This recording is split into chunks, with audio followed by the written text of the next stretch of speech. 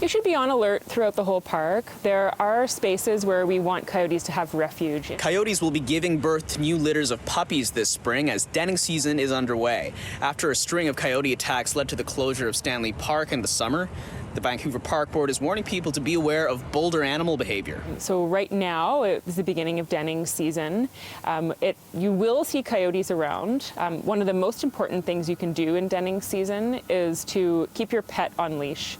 Off-leash dogs are really agitating to coyotes in general, but in denning season, coyotes will be especially protective of their territory and their pups. Dana McDonald with the Vancouver Park Board says conservation officers killed 11 coyotes during the call last fall.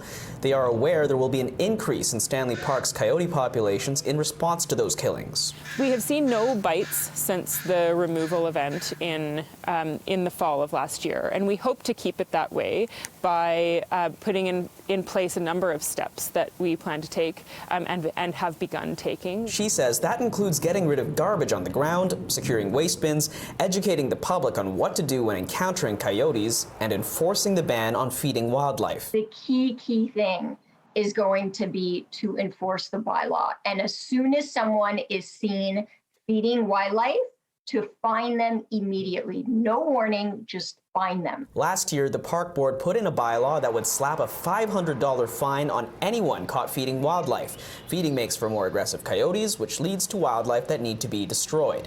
Animal law lawyer Rebecca Bretter never wanted to see the Stanley Park coyotes get killed last year. She wanted to see the feeding fine increased to the maximum allowed by the law, $2,000. We need strong measures in order to prevent this massacre from happening again. The Provincial Conservation Officer Service made some arrests associated with wildlife feeding last year, and that case is still under investigation, so we don't know what the conclusion of it is at this point. In Vancouver, Kier Junos, City News.